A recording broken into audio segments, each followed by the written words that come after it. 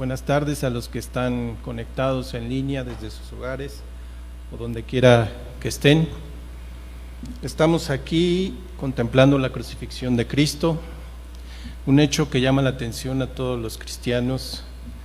Y además de recordar en este hecho tan significativo para la cristiandad, es menester profundizar en nuestro corazón sobre las implicaciones del mismo. Es preciso reconsiderar para cada uno de nosotros el mensaje profundo de aquellas palabras de Jesús en la cruz. El mensaje de las frases que pronunció Cristo estando crucificado contiene la esencia del Evangelio, y por ello la cruz se transforma en una maravillosa tribuna de la verdad, en la esperanza cristiana y en una luz que no se extingue, una luz de fe que hasta la misma muerte vio la vida. Conforme a la historia, la cruz siempre fue objeto de maldición. Dice la Biblia en Deuteronomio 21:23 que era maldito aquel que fuere colgado en un árbol y que estaba bajo la maldición de Dios. Entonces Cristo fue la expresión justa que la ley requería, como dice la carta a los Hebreos en su capítulo 7, versículo 26. Porque tal sumo sacerdote nos convenía, santo, inocente, limpio, apartado de los pecadores y hecho más sublime que los cielos. Cristo nos redimió de la maldición de la ley. Fue convertido en maldición para redimirnos de la maldición del pecado, dice Pablo en Gálatas 3:13. Afirma la historia que en el año 783 de la fundación de Roma, el 15 de Nisan, el año judío, el año 33 de nuestra era y en víspera de un sábado, a las 9 de la mañana, Jesús de Nazaret, levantando su cruz, salió al lugar que se dice de la calavera y en hebreo Gólgota, donde le crucificaron, y con otros dos, uno de cada lado y Jesús en medio. Durante la crucifixión Jesús guardó silencio. Maltratado y humillado como cordero, fue llevado al matadero. Como oveja enmudeció ante su trasquilador y ni siquiera abrió su boca, dice Isaías 53:7. Esta no era una conducta usual para los crucificados.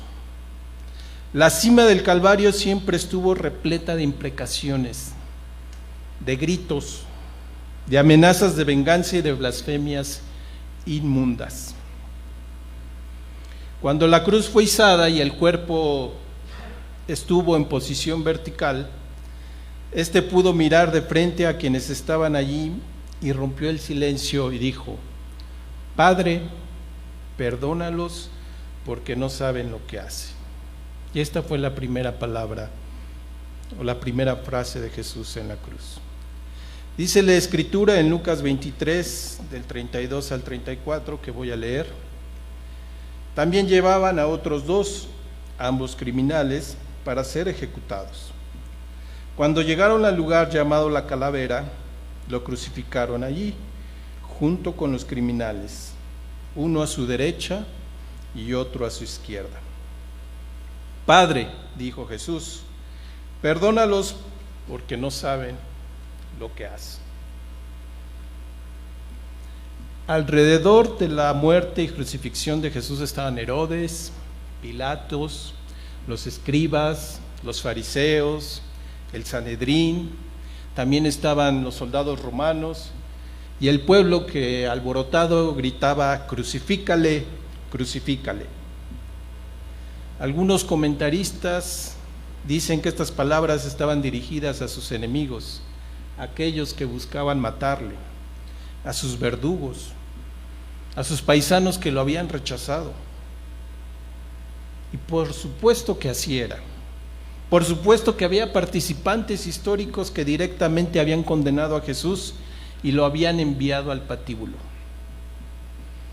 Desde que inició su ministerio, sus enemigos se dejaron ver.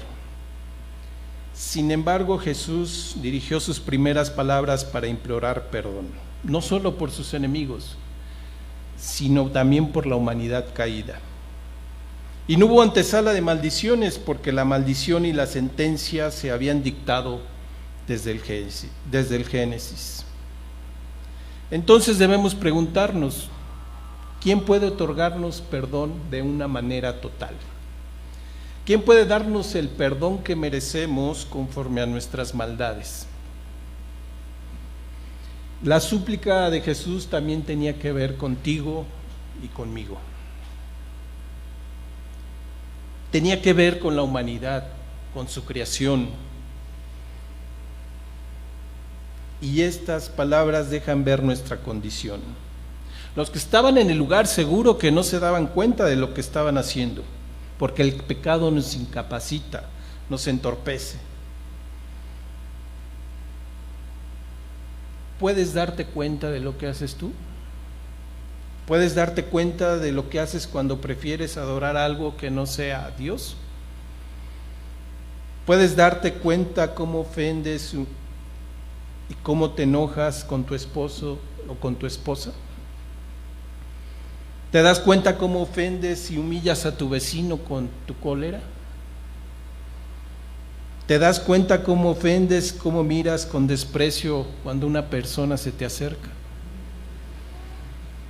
Claro que no nos podemos dar cuenta. Claro que no sabemos lo que estamos haciendo porque el pecado nubla nuestra mente. ¿Y qué decimos? No soy así, no era yo, me ofusqué, se me salió. Y eso cuando podemos darnos cuenta de lo que hacemos. La súplica de Jesús tiene que ver con el Evangelio, con lo que hizo Cristo por nosotros, por cada pecador, por cada criatura suya. Y Él solo podía acercarse al Padre y suplicar por los suyos. Él fue el único que pudo satisfacer la exigencia de santidad y de justicia de Dios. Cristo vivió la vida que nosotros no podemos vivir. Cristo padeció el sufrimiento que merecíamos. Cristo sufrió la muerte que tú y yo merecemos. Cuando comprendemos, entonces nuestro corazón se puede conmover y se puede volver a Él. Responde en gratitud y responde en arrepentimiento confiado en Cristo. ¿Qué súplica tan maravillosa de Jesús en la cruz? Padre, perdónalos. Y esta frase no está incluida en el Padre Nuestro, en la oración modelo y la oración básica que nos dejó para orar Jesús. Qué gran privilegio ahora para los creyentes podernos dirigir a Él como Padre.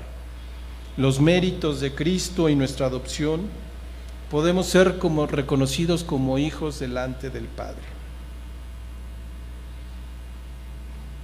Creer en Cristo y comprender el Evangelio no es cosa fácil, como lo vamos a ver más adelante. Quizá algunos puedan decir, yo no tengo nada que Jesús pueda perdonarme. Yo no creo, entonces no necesito su perdón. Revisando los testimonios de los criminales más cruentos de la historia, si solo algunos, podemos observar algunas frases en sus declaraciones. Por ejemplo, alguno dice, no me arrepiento de nada. Si pudiera, lo volvería a hacer. No he cometido ningún crimen. Era necesario hacerlo. Esas son algunas de las frases de los criminales más cruentos de la historia. Sin embargo, podemos darnos cuenta que esa información la manejamos también a nivel personal. En otras situaciones, por supuesto. No nos arrepentimos. No queremos ser avergonzados por nuestras acciones. Reconocer la necesidad de perdón es estar consciente de la falla que nos humilla y nos avergüenza. No queremos ser humillados. La vergüenza y el miedo fueron las culpas más graves que llegaron a nuestro mundo por el pecado.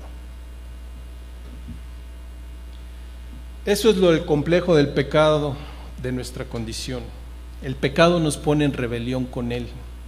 El pecado hace resaltar nuestro orgullo y también nuestro egoísmo. Y esa fue la forma en que fueron seducidos Adán y Eva por el maligno. La frase fue: llegarán a ser como Dios, conocerán el bien y el mal. Los autos, es decir, las causas por las cuales crucificaron a Jesús, fueron varias por parte de los judíos. Dicen los expertos que más o menos fueron 17 causas. Y por parte de los romanos solo fue una. Fue condenado, fue acusado y fue condenado por sedición. Eso quiere decir que fue acusado por el levantamiento contra el gobierno. Pero eso dice el expediente judicial. Nosotros tenemos otros datos. La Biblia nos dice cuál fue la causa de la crucifixión y muerte de Jesús. Fue perdonar nuestros pecados delante del Padre y salvarnos para vida eterna con Él. Porque de tal manera amó Dios al mundo, que dio a su Hijo unigénito, para que todo aquel que en Él cree no se pierda, sino tenga vida eterna, dice Juan 3 en su versículo 16. Y en el 19 dice: esta es la causa de la condenación, que la luz vino al mundo, pero la humanidad prefirió las tinieblas a la luz, porque sus hechos eran perversos. Pasemos pues a la segunda palabra o frase de este día. Dice la Escritura, allí en Lucas 23, en el versículo 39. Uno de los criminales allí colgados empezó a insultarlo. ¿No eres tú el Cristo? Sálvate a ti mismo y a nosotros. Pero el otro criminal lo reprendió. Ni siquiera temor de Dios tienes, aunque sufres la misma condena. En nuestro caso el castigo es justo porque sufrimos lo que merecen nuestros delitos. Este, en cambio, no ha hecho nada malo. Luego dijo: Jesús, acuérdate de mí cuando vengas en tu reino. Te aseguro que hoy estarás conmigo en el paraíso, le contestó Jesús. Esa es la segunda palabra. ¿Cómo nos confronta esta escena con nosotros mismos? ¿Nos permite ver de qué lado podemos ubicarnos? ¿Podemos acaso discernir lo que nos conviene? Esta escena nos confronta más que con lo que podemos hacer, es con nuestra realidad. Primero, está Cristo en la cruz cargando con todas las causas más graves y malditas de la humanidad, para efectos de nuestra redención. Está tramitando el pago de nuestra salvación. Segundo, tenemos un individuo que puede reconocer al Hijo de Dios y confesar su pecado. Y tercero, tenemos a otro individuo que no puede confesar sus fechorías y piensa en una salvación que lo libere de la muerte, quizás para seguir con sus deseos criminales. Para los creyentes se puede comprender mejor esta escena porque el Evangelio y las implicaciones del mismo se han manifestado en sus vidas. Pero las preguntas que tenemos que hacernos hoy son: ¿por qué estando Jesús entre esos dos individuos, uno puede creer y el otro no puede creer? ¿Por qué en algún momento de nuestras vidas nosotros no podíamos creer y confiar en Cristo Jesús. Como lo comenté antes, creer en Cristo y comprender el Evangelio no es cosa fácil. ¿Por qué no es cosa fácil?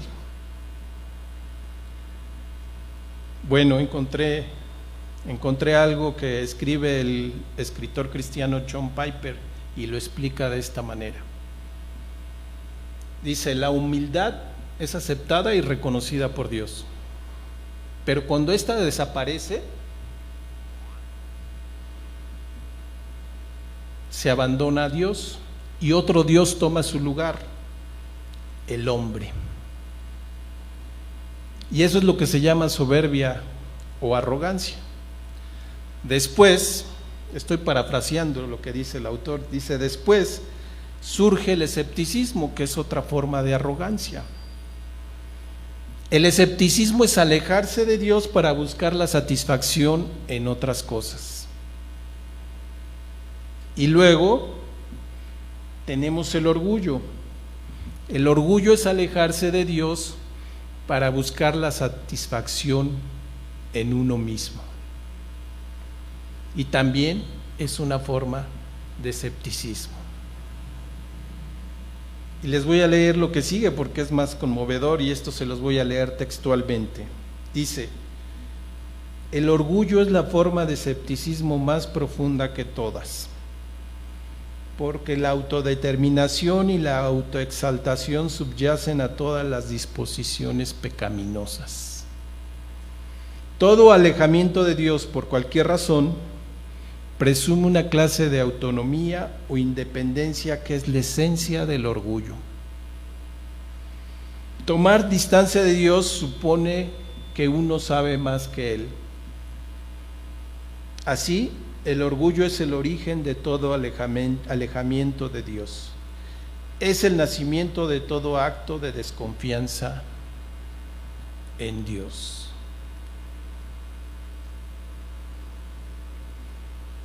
¿Ven por qué es difícil comprender el Evangelio?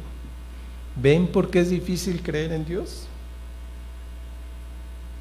El pastor Tim Keller también comenta algo al respecto, también muy interesante, y dice: el infierno es consecuencia de una realidad propia de elección, con independencia de Dios, en una trayectoria que desemboca en la eternidad.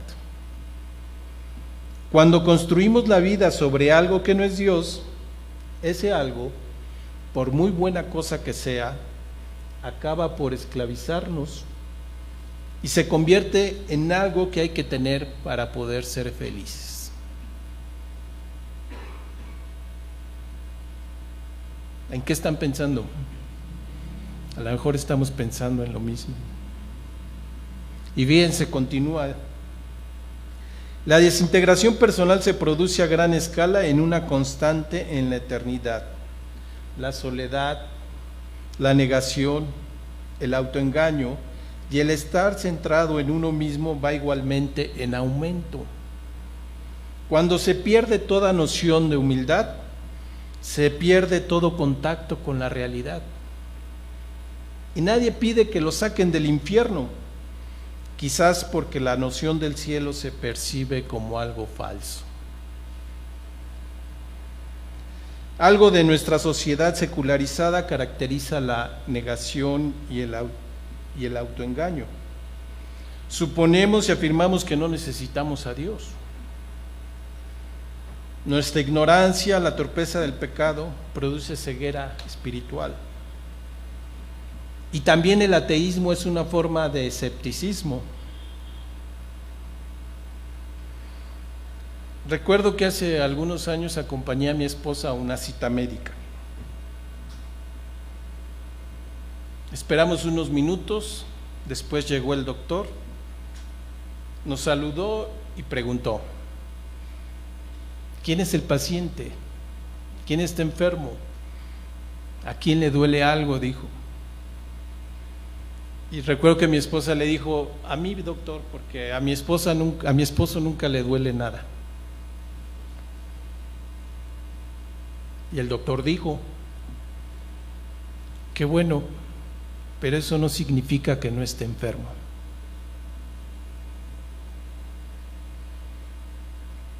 Y eso quedó grabado en mi mente. El no creer o eliminar a Dios en nuestras vidas no significa que no somos pecadores y por lo tanto enemigos de Dios.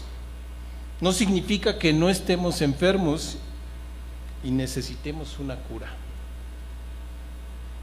¿Quién desea ser salvado de algo que le produce poder y satisfacción? ¿Quién desea ser salvado de algo que le produce riqueza, de algo que le produce poder y también exaltación? Entonces, comprendiendo que el infierno es una condición donde Dios está ausente, la expresión de Jesús, hoy estarás conmigo en el paraíso, se refiere a una condición eterna donde Dios está presente y no hay nada que pueda satisfacernos más que Cristo. Cristo es suficiente y eterno. Él es la puerta, Él es el camino, Él es el pan de vida, es el agua que sacia para no volver a tener sed. Si no has creído en Cristo, oramos por humildad para que puedas creer y confiar en Cristo. Si eres creyente, oramos para que el reino de Cristo se asimile en nuestras vidas, en su iglesia, y sus propósitos se cumplan conforme a su voluntad. Pasemos a la tercera palabra. Dice la Escritura en Juan 19, del 25 al 27. Junto a la cruz de Jesús estaba su madre, la hermana de su madre, María, la esposa de Cleofas, y María Magdalena. Cuando Jesús vio a su madre y a su lado al discípulo a quien él amaba, dijo a su madre: mujer, ahí tienes a tu hijo. Luego dijo al discípulo: ahí tienes a tu madre. Y desde aquel momento ese discípulo la recibió en su casa. En este pasaje observamos a 4 mujeres cercanas a la familia de Jesús, y principalmente María, su madre, y María Magdalena, que desde su conversión fue seguidora fiel de Jesús. También observamos a un discípulo que la Biblia designa, el evangelista designa como el amado, que es Juan. ¿Y dónde hallamos a los otros? ¿Dónde están sus otras hermanas y hermanos de Jesús? ¿Qué fue de Judas, José, Simón y Santiago? Y esto en referencia a lo que dice Mateo 13, en su versículos 55 y 56, que dicen: ¿no es acaso el hijo del carpintero? ¿No se llama su madre María? ¿Y no son sus hermanos Jacobo, José, Simón y Judas? ¿No están con nosotros todas sus hermanas? Entonces eran momentos muy duros de soledad. Eran momentos muy duros para María, viendo morir a su hijo, agonizando y sufriendo. La profecía que dio a Simeón cuando Jesús fue presentado en el templo se estaba cumpliendo. Dice el evangelista Lucas en su capítulo 2, versículos 34 al 35. Simeón les dio su bendición y le dijo a María, la madre de Jesús: este niño está destinado a causar la caída y el levantamiento de muchos en Israel y a crear mucha oposición, a fin de que se manifiesten las intenciones de muchos corazones. En cuanto a ti, una espada te atravesará el alma. La espada del dolor estaba atravesando el alma de María en estos momentos. En ese contexto de soledad y de angustia, Jesús alcanza a ver este grupo de personas que registra el evangelista y entonces exclama: mujer, ahí tienes a tu hijo. Y al discípulo dijo: ahí tienes a tu madre. Jesús muestra su amor a su madre y a los suyos y encarga a María con Juan y al discípulo encarga a su madre para que no quedara desamparada. Y podemos decir que este momento marca un hito para el desarrollo y madurez del cristiano. Esta fue una palabra de provisión y mostró nuevamente la esencia del Evangelio. El amor por los otros que Jesús había predicado durante su ministerio se estaba mostrando en este momento. Un nuevo mandamiento les doy, que se amen los unos a los otros. Fue el nuevo mandamiento que dejó a sus discípulos en su última comida. Así como yo los he amado, también ustedes deben amarse los unos a los otros. Y de este modo todos sabrán que son mis discípulos si se aman los unos a los otros. Jesús en la cruz sabía las dificultades que vendrían para los suyos después de morir y de ascender al cielo. Y esta provisión alcanza más adelante a otros discípulos y a otros creyentes, y de manera que son llamados a formar una familia,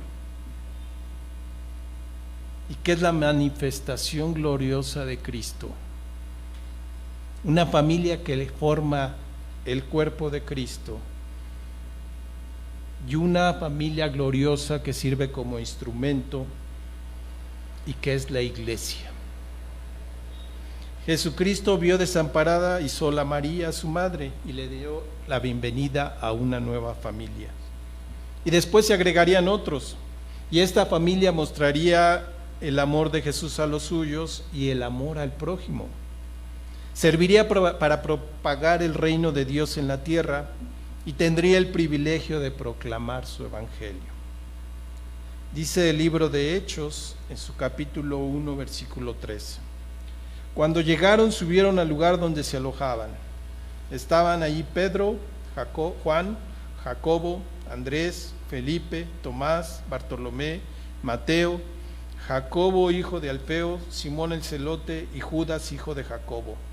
Todos, en un mismo espíritu, se dedicaban a la oración, junto con las mujeres y con los hermanos de Jesús y su madre María. Esta provisión también está vigente para nosotros.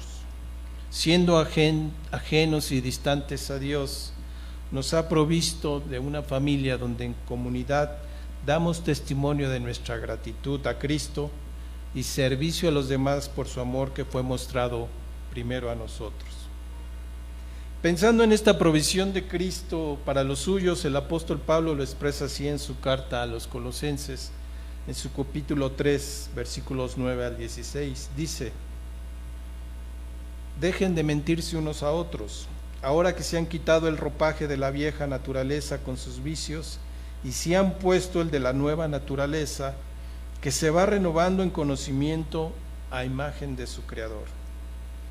En esta nueva naturaleza no hay griego ni judío, circunciso ni incircunciso, culto ni inculto, esclavo ni libre, sino que Cristo es todo y está en todos. Por lo tanto, como escogidos de Dios, santos y amados, vístanse de afecto entrañable y de bondad, humildad, amabilidad y paciencia. De modo que se toleren unos a otros y se perdonen si alguno tiene queja contra otro.